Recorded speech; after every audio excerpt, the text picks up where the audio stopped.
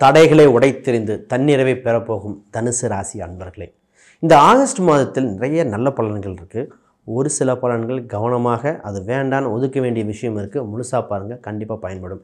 இதில் மாணவர்கள், அரசு துறையினர் இருக்கிறது, கலைத்துறையினர் அவங்களுக்கு மிகுந்த யோகத்தை இருக்குது. பிஸ்னஸ் சம்மந்தப்பட்டது என்ன பண்ணலாம், ஒரே குழப்பமாக இருக்குது, வருமானம் என்ன பண்ணலாம் அப்படிங்கிறவங்களுக்கெல்லாம் இந்த இதில் விடை இருக்குது. கன்ஃபார்மாக முழுசாக பாருங்கள். பொதுவாகவே இந்த ராசியில் உங்கள் ராசிக்கு 6ஆம் இடத்தில் குரு மங்கள யோகம் போயிட்டுருக்கு. இப்போ இந்த குருமங்கள யோகத்தில் நிறைய சுபிட்ச பலன்கள் வருது. என்ன சொல்லுவோம்னா, உங்களுக்கு எந்தெல்லாம் தடையாக இருந்து எதெல்லாம் எதிரியாக இருந்தாங்களோ அவங்கெல்லாம் விலக போகிற காலகட்டம். அப்போ எதிரிகளை வீழ்த்த வேண்டிய காலகட்டம் சொல்லியாச்சு. இது உங்களுக்கு ஒரே ஒரு தைரியமாக என்னன்னு போய் விசாரித்து அடுத்த ஸ்டெப்பு எடுத்து வைக்க வேண்டிய காலகட்டம். அப்போ உங்களுக்கு ருண ரோக சத்ரு, வியாதியாக இருக்கலாம், எதிரியாக இருக்கலாம், அனைவரும் விலகி உங்களுக்கு சாதகமாக வருகிற காலகட்டம். நிறைய பேர்த்துக்கு பார்த்திங்கன்னா உடல் உபாதைகளில் ரொம்ப கஷ்டப்பட்டுருந்தாங்க.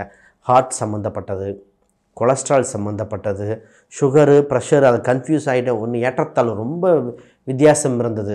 அதெல்லாம் விலகி உங்களுக்கு நல்ல நிலைமையில் வரப்போகுது.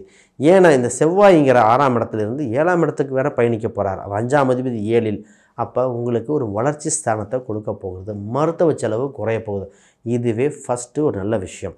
இது வயதானவங்களுக்கு என்ன சொல்ல போகிறோம்னா, அவங்களுக்கு ஒன்று மாற்றி ஒன்று ஒரு மெடிசன் மாற்றி மாற்றி சாப்பிட்றோம், எந்த இதுலேயும் க்யூர் ஆகலை, லைட்டாக ஃபைல்ஸ் இருக்குமோன்னு ஒரு டவுட்டு, இந்த பிரச்சனைலாம் இருந்தது இல்லையா, அதுக்கெல்லாம் ஒரு முடிவு காலம் வந்தாச்சு.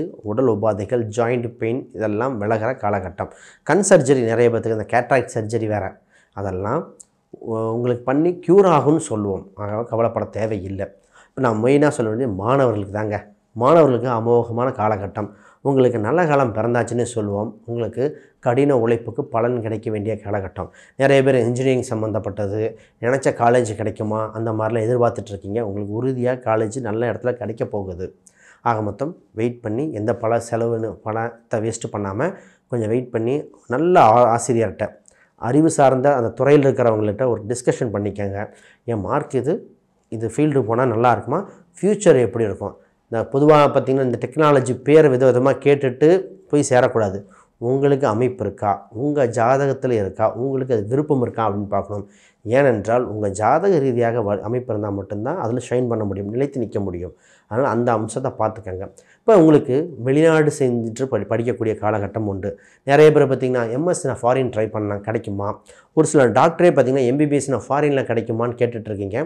உறுதியாக கிடைக்கிற காலகட்டம். ஏன்னா நிறைய பேர் கமெண்ட் பண்ணியிருக்கீங்க போன வருஷத்தில்.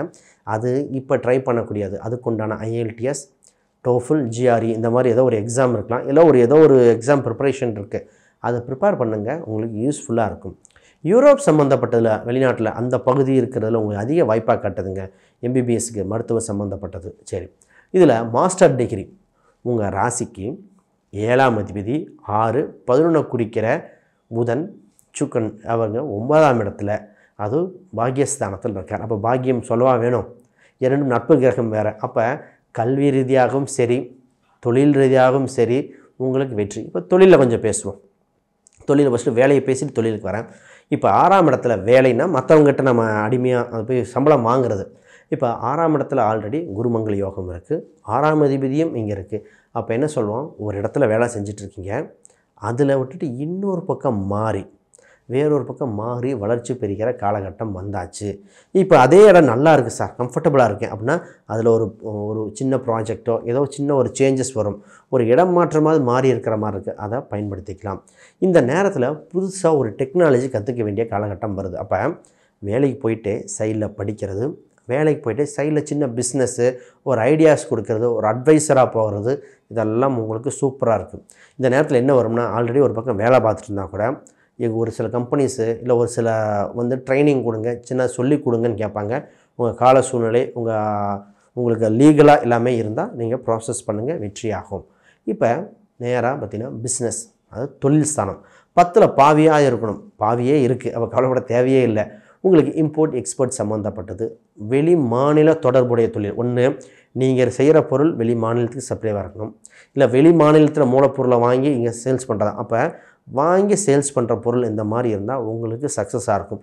இது குறிப்பாக பூமிக்கு கீழே இருக்கிற பொருட்கள், பெட்ரோல், டைல்ஸு இந்த மாதிரி மண் சம்மந்தப்பட்டது, பூமிக்கு சம்மந்தப்பட்ட இருக்கிறவங்க, அப்போ நிறைய பேர் கட்டடம் சம்மந்தப்பட்டதாக இருக்கும். எனர்ஜி செக்டார், அந்த இபி எலக்ட்ரிக்கல் சம்மந்தப்பட்ட சோலார் இந்த மாதிரி இருக்குல்ல, இவங்களுக்கெல்லாம் யோக காலகட்டம்னே சொல்லுவோம். இந்த நேரத்தில் உங்களுக்கு என்ன தோணுன்னா, இவி வெஹிக்கிள் வாங்கலாமா, வாங்கினா பயனுள்ளதாக இருக்குமா, எந்த வண்டி வாங்கலாம், அது ஜாதக அடிப்படையில் தான் உங்கள் 4ஆம் இடம் இதெல்லாம் பார்த்து தான் எந்த பிராண்டு வாங்கினா யோகம், யார் பேரில் வாங்கினா யோகம் அப்படின்னு சொல்லுவோம்.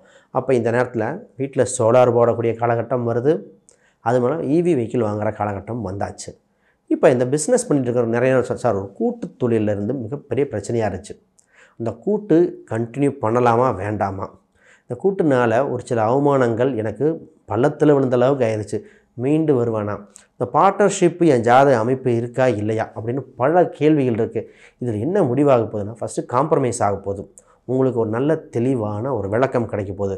நீங்கள் பெனிஃபிட் அடைய போகிறீங்க, அவங்களால நஷ்டமாக உங்களுக்கு ஈடு கொடுக்க போகிறாங்க, இல்லை அவங்க விளையிட்டு உங்கள்கிட்ட முழு பொறுப்பை ஒப்படைக்க போகிறாங்க. ஒரு சிலருக்கு நான் விளைக்கிறேன் அப்படின்னு நினச்சிங்கன்னா நீங்கள் விலகினாலும் உங்களுக்கு தகுந்த பணம் வரும். இது எப்போ வரும், என்ன கோயில் பரிகாரம்ங்கிறது ஜாதக அடிப்படையில் பார்க்கணும். அப்படின்னா தொடர்பு கொள்ளுங்க, பார்ப்போம். ஆக மொத்தம் தொழில் சார்ந்ததில் ஒரு இம்ப்ரூவ்மெண்ட் உண்டு. இந்த நேரத்தில் விருத்தி பண்ணலாமா, ஆல்ரெடி ஒருத்தங்க கேட்பாங்க, நல்லா போயிட்டுருக்குங்க, இன்னொரு வேறு பக்கம் விருத்தி பண்ணலாமா, விருத்தி பண்ணுற யோகம் உண்டு. ஆனால் வேலையாட்களோட எண்ணிக்கையை பார்க்கணும். இங்கே வேலையாட்கள் தான் பிரச்சனையாக இருக்குது. வேலையாட்கள் ஒன்று கண்டினியூ பண்ணுறது டிஸ்கண்டினியூ ஆகிற மாதிரி இருக்குது. அது மட்டும் இல்லாமல் ஒரு வேலையாட்களுக்கு உடம்பு சரியில்லை, அவங்க தான் முழு பொறுப்பையும் பார்த்துட்டு இருந்தாங்கன்னு வருது. அப்போ இந்த மாதிரி வேலையாட்கள் உங்களுக்கு கீழே இருந்து நிர்வாகம் பண்ணுறவங்களுக்கு சின்ன சின்ன பிரச்சனைகள் இருக்குன்னா அதை சரி செய்யணும். எப்போவுமே இந்த ராசிக்கு ஒரே ஒரு முக்கியமான விஷயம் என்னென்னா, வேலையாட்கள் அனைத்து பொறுத்தும் ஒருத்தட்ட கொடுத்துடக்கூடாது. ஒரே சம்மந்தப்பட்ட விஷயத்தை 2 பேர்த்துக்கு கொடுக்கணும். ஒன்று இவர் இல்லைன்னா அவர் செய்வார், அவர் இல்லைன்னா இவர் செய்வார், அந்த மாதிரி வைக்க வேண்டியது தனுசு ராசி. இந்த தனுசு ராசிக்காரங்க எல்லாத்தையும் ஒருத்தர்கிட்டே கொடுத்துட்டு அவர் இல்லைன்னா திருப்பி நீங்களே போய் ஃபஸ்ட்டு இருந்து ஆரம்பிக்கிற மாதிரி வந்துடும். இந்த தவறை பல பேர் செஞ்சிட்ருக்காங்க. நீங்கள் என்னை கேட்டுட்டீங்க, இந்த தவறை உங்கள் வாழ்க்கையில் என்றைக்குமே பண்ணக்கூடாது. ஆக மொத்தம் தொழிலில் எப்படி பண்ண வேண்டியன்னு பார்த்தாச்சு. இதில் கமிஷன் வகையில் சீட்டு நடத்துகிறவங்க, ஒரு கமிஷன் அந்த புரோக்கரேஜில் ஒன்று கைமாற்றி விட்டு லாபம் சம்பாதிக்கிற அவங்களுக்கு ரொம்ப யூஸ்ஃபுல்லாக இருக்குது. இதில் ரியல் எஸ்டேட் சம்மந்தப்பட்டது சேல்ஸ் நல்லா இருக்குங்க. ரொம்ப நாளாக உங்களுக்கு சேல்ஸ் ஆகாத வீடு, இதெல்லாம் சேல்ஸ் பண்ணி கொடுத்து உங்களுக்கு லாபம் வரும். உங்களுக்கு இப்போ கேட்பாங்க, சார் நான் வீடு இதெல்லாம் என்ன வாங்கலாமா, இப்படி நீங்கள் வீடு செகண்ட் ஹேண்டு வீடு வாங்குகிற யோகம் உண்டு, செகண்ட் ஹேண்டு வீடு வாங்கி இடித்து கட்டுற யோகம் உண்டு. வீட்டுக்கு லோன் கிடைக்குமா, உறுதியாக கிடைக்கும். ஆனால் லோன் கிடைக்குதுன்னு சொல்லிருக்கேன், நல்ல வீடாக பார்க்கணும், வாஸ்து பார்த்து கட்டணும். இந்த நேரத்தில் என்ன நடக்கும்னா, சீப்பாகவும் இருக்கும், உங்களுக்கு எதிர்பார்த்த ஏரியாவிலும் கிடைக்கும். ஆனால் வாஸ்து அப்போ தான் அதை இடித்து ஆல்ட்ரேஷன் பண்ணிவிட்டு போகணும். எக்காரணத்தை கொண்டும் பார்த்திங்கன்னா உங்கள் ஜாதகத்துக்கு வாஸ்து ரொம்ப முக்கியம். ஏன்னா 4ஆம் அதிபதியும் உங்கள் ராசி அதிபதி ரெண்டுமே ஒருவரே. இப்போ குரு மட்டும் கொஞ்சம் பாதகமாகவோ தவறான இடத்துல இருந்துட்டால் உங்களுக்கும் பாதிக்கும், வீட்டையும் பாதிக்கும். அப்போ ஏதோ ஒன்று காப்பாற்றணும். ஆனால் வாஸ்துங்கிறது தான் ஆப்ஷன். அப்போ வாஸ்து சம்மந்தப்பட்டது. இப்போ இதில் குலதெய்வ கோயில் வழிபாடு ரொம்ப பயனுள்ளதாக இருக்குது. குலதெய்வ கோயிலுக்கு போயிட்டு வாங்க. அதில் முருகன் சம்மந்தப்பட்ட கோயிலுக்கு ஏதாவது நாங்கள் மிச்சம் வச்சுட்டோம், இப்போது வேண்டுதல் பண்ணியிருக்கோம், நிவர்த்தி செய்யலைன்னா போயிட்டு வர வேண்டிய இது. அது பொதுவாக திருத்தணி பக்கத்தில் இருக்கிற கோயில் முருகன் கோயிலுக்கு ரொம்ப திருத்தணியாக இருக்கும், இல்லை திருப்பரங்குன்றம், இந்த 2 கோயிலுக்கும் சக்ஸஸ் ரேட் ஜாஸ்தி. நீங்கள் வாய்ப்பு இருந்தால் போயிட்டு வாங்க, ரொம்ப யூஸ்ஃபுல்லாக இருக்கும். இப்போ கேள்வி நிறைய பேர்த்துக்கு திருமணம் சம்மந்தம் பற்றி பேசுங்க. எங்களுக்கு திருமணம் இருக்கா இல்லையா? போன வருஷம் குரு பார்வை இருந்தது, நிறைய பேர்த்துக்கு நடந்தது, ஒரு சிலருக்கு தட்டி போனது உண்மை, இல்லைன்னு சொல்லலை. இதற்கு ராகு கேதுவும் காரணம், சனி 7.5 சனியும் காரணமே. அவங்க 2 பேர்த்த குறை சொல்லி என்ன பண்ணுறது, நம்ம அடுத்து என்னதான் பண்ணணும் அப்படின்னு அடுத்த விஷயத்துக்கு போக வேண்டியது. பொதுவாக இந்த ஒரு மாதம் திருமணம் சம்மந்தப்பட்ட வரனை பார்க்கலாம், திருமண பொருத்தத்தை பார்க்கலாம் உறுதியாக. ஆனால் உறுதி மட்டும் கொடுக்கக்கூடாது. என்ன சார் ஆவணி மாதம் நாங்கள் உறுதி கொடுக்கலான் இருக்கோம், என்ன சொல்கிறீங்க? இதை ஜாதக அடிப்படையில் உறுதி செய்யாமல் கன்ஃபார்ம் பண்ணாமல் பண்ணக்கூடாது. ஏனென்றால் உங்களுக்கு 9ஆம் அதிபதி அங்கே சூரியன், 2ஆம் குடும்பஸ்தானாதிபதி சனியும் சமசப்தமும் பார்க்குறார். சூரியன் சனி பகை கிரகங்கள். இந்த பகை கிரகங்கள் நேருக்கு நேர் பார்க்கும் பொழுது சரி, இது மட்டும் இல்லை, 7ஆம் அதிபதியான புதன் 9லேருந்து வக்ரம் பெற்று, அது ஆகஸ்ட் 22க்கு அப்புறம் வக்ரம் பெற்று 8 நோக்கி போகிறார்.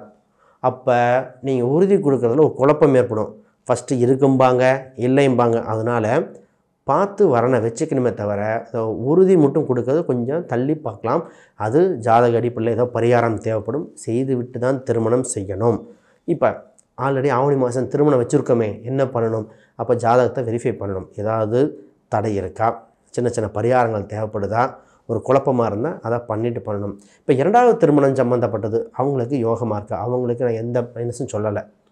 பிரிந்திருந்த கணவன் மனைவிகள் ஒன்று சேர போகிறார்கள்.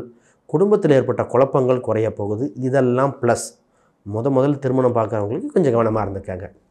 இப்போ சார் அப்பா பையன் ரிலேஷன்ஷிப்பு சின்ன சின்ன சண்டையாகவே இருக்குது, ஒரு முடிவுக்கே வரல, வருத்தங்கள் ஏற்பட்டிருக்கு, அதெல்லாம் நிவர்த்தி ஆகிற காலகட்டம். கொஞ்சம் கவனமாக இருந்து சால்வ் பண்ணி அடுத்த ப்ராசஸுக்கு வரப்போகுது. தாயின் உடல் உபாதைகள் இருந்தது இல்லையா, இந்த தாயோட உடல் உபாதையும் குறையக்கூடிய காலகட்டம் தாங்க. இனி கவலைப்பட தேவையில்லை. அதுக்குண்டான மருத்துவம் சம்மந்தப்பட்டது கண்டிப்பாக இருக்குது. இதில் ஏதாவது எக்ஸ்ரே, இந்த ஸ்கேனு இது சம்மந்தப்பட்டது.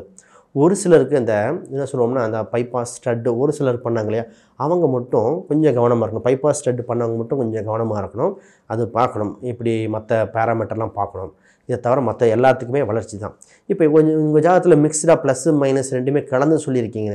நான் எல்லாத்தையும் சொன்னால் தான் கவனமாக இருப்பீங்க. எல்லாமே நல்லதாகவே சொல்லிட்டு போகிறதுங்கிறது அது பொதுவானது. உங்களுக்கு எது உண்மையோ அதை தெளிவுபடுத்தி உங்களுக்கு ஒரு தற்காத்துக்கிற நிலை கொடுக்க வேண்டிய கால சூழ்நிலையில் இருக்கும். சரி, இப்போ ஒரு சில எண்கள் உங்களுக்கு ரொம்ப பயன்படும், ஒரு சில நிறங்களும் பயன்படும். அதை தெரிஞ்சுக்கங்க. உங்களுக்கு எண்களில் பார்த்திங்கன்னா 5, 6, 1 இந்த எண்கள் ரொம்ப யூஸ்ஃபுல்லாக இருக்கும். அப்போ அது சம்மந்தப்பட்ட இதை பயன்படுத்திக்கலாம். நிறங்களில் வெள்ளை, லைட் மஞ்சள், பச்சை இதெல்லாம் பயன்படுத்துங்க, ரொம்ப யூஸ்ஃபுல்லாக இருக்கும். ஒரு சிலருக்கு 8ஆம் நம்பர் ரொம்ப யூஸ்ஃபுல்லாக இருக்குது. அதே மாதிரி ப்ளூ நிறமும் நல்லாயிருக்கு. இதில் கண் தொந்தரவு இருக்கிறவங்க நல்லா பாருங்கள், கண் தொந்தரவு இருக்கிறவங்க சந்திராஷ்டமம் உங்களுக்கு இருக்கிற அன்றைக்கி நீங்கள் போயிடக்கூடாது. பொதுவாக இந்த ராசிக்கு 8ஆம் இடமே சந்திரனாக இருக்கிறனால சந்திராஷ்டமம், சந்திரன் சூரியன் நெருக்கத்தில் வந்து அமாவாசை பௌர்ணமியில் போனால் கூட ஓகே, அமாவாசை ஒட்டியும் போயிடக்கூடாது. உங்களுக்கு வளர்ச்சி கொடுக்காது. இதில் கவனமாக இருந்துக்கங்க. இதை தவிர பூர்வீக சம்மந்தப்பட்டதில் உங்களுக்கு கிடைக்குமா? பூர்வீக சொத்து உரிய ராசியே இந்த இருந்தாங்க. பூர்வீக ஊருக்கு இப்போ போக முடியல, ஒன்றும் வருத்தப்பட வேண்டாம், சிறிது நல்லா சென்றாயிரும். இது காதல் திருமணம், காதலில் இருக்கிறவங்களுக்கு திருமண காலகட்டம் அவங்களுக்கு நல்லா இருக்குது, எல்லாமே சக்ஸஸ் ஆகக்கூடியது. லாபங்கள் எப்போ சார் வரும்? கொடுத்த பணம் எப்போ வரும்? அப்போ உங்களுக்கு பண வரவு ஸ்தானம் வேலை செஞ்சாச்சு. ஆல்ரெடி குருமங்கள யோகம் இருக்கிறனால பணம் உறுதியாக வரும், உங்களுக்கு உறுதியாக வாய்ப்பு நல்லாயிருக்கு. இப்போ இதை தவிர யாருக்காவது ஜாதகம், பிரசன்னம், வாஸ்து இப்படி பார்க்கணும் தொடர்பு கொள்ளுங்கள். உங்களுக்கு ஸ்ரீ சக்கரம் அந்த அந்த மந்திரத்தையோ எந்திரமோ கேட்டுட்டு வாங்கி வீட்டில் பயன்படுத்தி பாருங்கள், உறுதியாக நல்லாயிருக்கும். அனைவருக்கும் வணக்கம், மிக்க நன்றி, வாழ்த்துக்கள்.